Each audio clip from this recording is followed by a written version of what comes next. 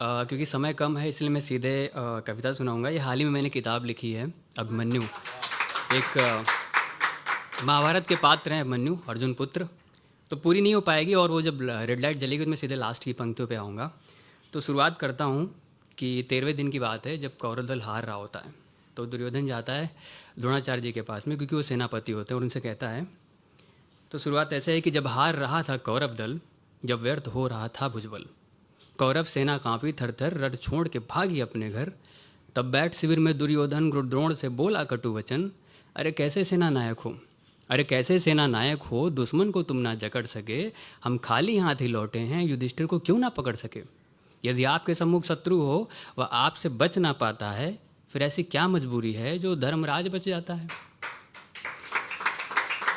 शुक्रिया शुक्रिया शुक्रिया। तो सुन दुर्योधन के वचनों को, बोले द्रोण तनिक मुरझाकर, कि कौन हराए उस दल को जिसमें स्वयं हो वंशीधर। देख हताशा दुर्योधन की, गुरु द्रोण ने दिया उसे वचन, बोले शीघ्र युधिष्ठिर को पकड़ूंगा, अब आने ना दूंगा अड़चन। कर उपाय रणभूमि में अर्जुन को दूर ले जाना होगा, और व्यूह रचूंगा जब मैं दुर्लभ, उसमें धर्मराज को फंसाना होगा। सुन उपाय सेना नायक का, कौरव सेना का मन हर्षाया, दूर दिशा दक्षिण में जाकर तब कुंती पुत्र को ललकारा। सुन ललकार शत्रु की रण में, लाल हुई अर्जुन की काया, कर स्वीकार शत्रु का धावा, अर्जुन ने क्षत्रिय धर्म निभाया।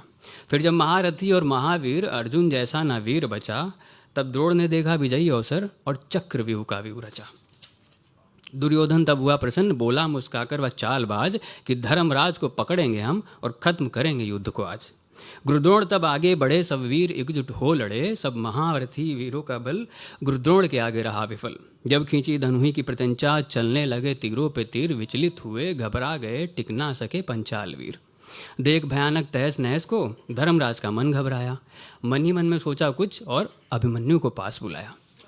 फिर अभिमन्यु से कहते हैं युधिष्ठिर, बोले प्रिय अभिमन्यु बात सुनो, स्थिति अब बड़ी विकट है आई। गुरुद्रोण की सेना के आगे अपनी सेना है मुरझाई।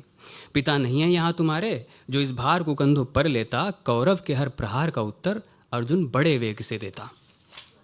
परिस्थिति अब बहुत कठिन है, इसलिए मैं निर्णय एक लेता हूँ, बहुत ही दुष्कर दुस्साहस कर यह भार तुम्हें देता हूँ। फिर नतमस्तक हो अभिमन्यु ने इस भार को कंधों पर रखा, और ज्येष्ठ पिता युधिष्ठिर के चरणों में अपना सर रखा, उनसे आशीर्वाद लेता है और कहता है, शुक्रिया शुक्रिया, और कहता है कि मैं पितृवर्ग की रक्षा खातिर गुरुद्रोण के सम्मुख जाऊंगा, अब तक ना देखा होगा जैसा, उन्हें वैसा युद्ध दिखाऊंगा। आज व्यूह को तोड़ूंगा मैं, इसमें शंका की बात नहीं, पर चक्रव्यूह का भेदन कर वापस आना मुझे ज्ञात नहीं।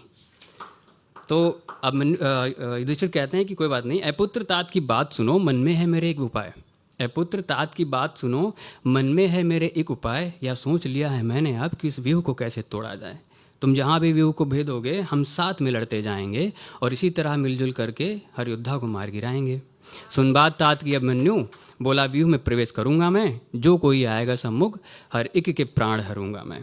प्रण है मेरा आज या खुद से होगा मेरा जब भी प्रहार, अगर न थर थर कांपे शत्रु तो मैं नहीं अर्जुन कुमार।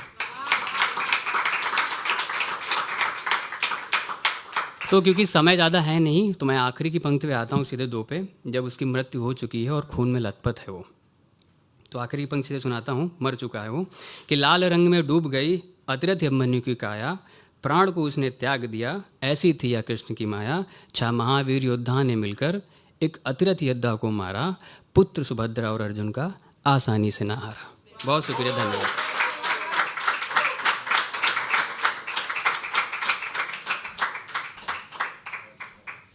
क्या बात है, बोलिए श्री वृंदावन बिहारी लाल की जय।